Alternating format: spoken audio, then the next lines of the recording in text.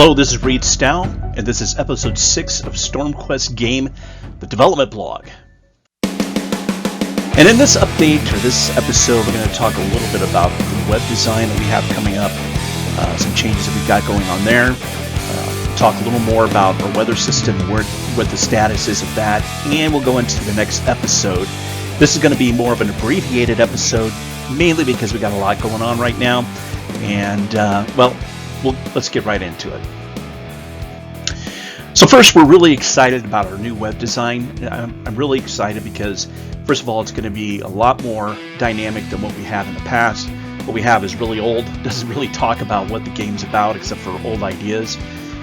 This will be more dynamic based upon the platform that you're looking from. Also, we'll have a lot more media and information on it so you can get an idea of what we're developing, what kind of game this is.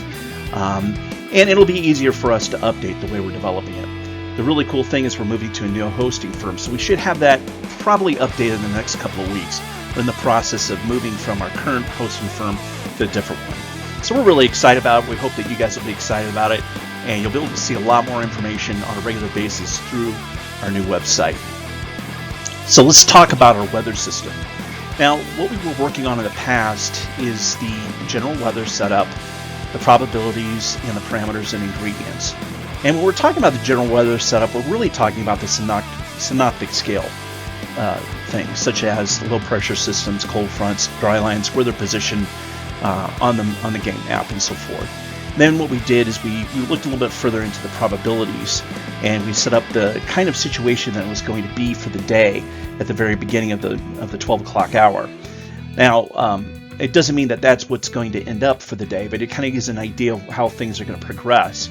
And then we also broke it down to the individual storm level and set up probabilities on each one of those storms. So if you have a probability of 10% for tornadoes that day, then we break it down in a 1 in 10 chance of a storm actually producing a tornado or a dangerous tornado.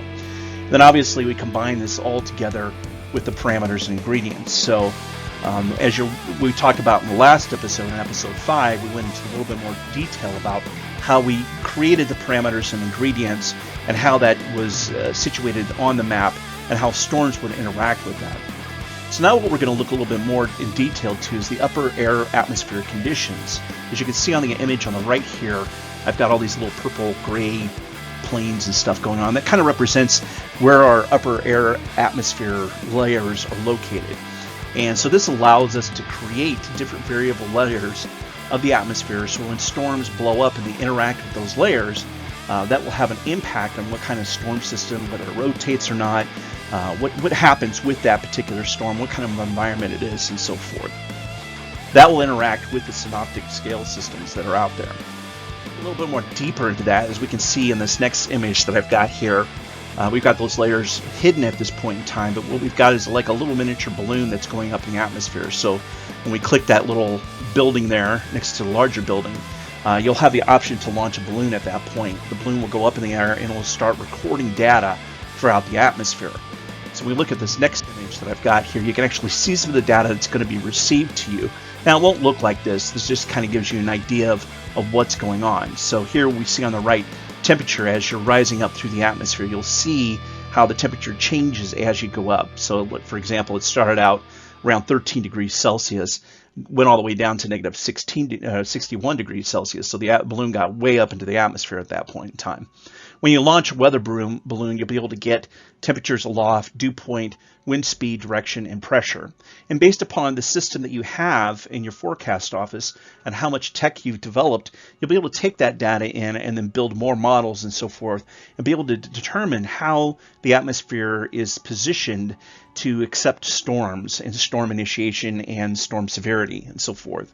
So it's very crucial that you develop these types of technologies as you're going on. And we'll go more into that a little bit later when we talk a little bit more about the game itself and as a whole. We were hoping to do that in this episode, but this episode we're not going to be able to do that. We'll do that for a later one. So I know, again, like I said, this is kind of abbreviated, but I just kind of wanted to tell you a little bit about what we've been working on. We're still progressing on the weather system, so we'll have another update on that in our next episode, episode 7, that will be coming up. We'll talk a little bit more about the storms. I'm hoping that by that time we'll be in a position where we can actually look at how the storms will interact with the atmosphere and grow and dissipate. I won't make any promises on that, but that's our goal. And then hopefully we'll have an idea about our launch date of our new website, and we'll be able to update everyone when that's going to go live and so forth. Our next episode of our video, hopefully, will be on Friday, July 10th. Won't be on July 3rd.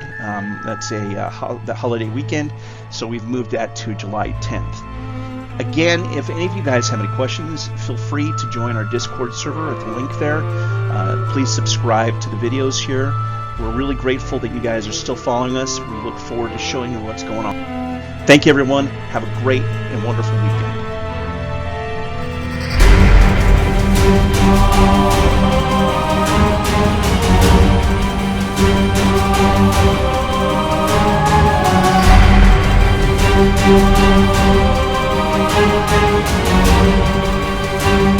Thank you.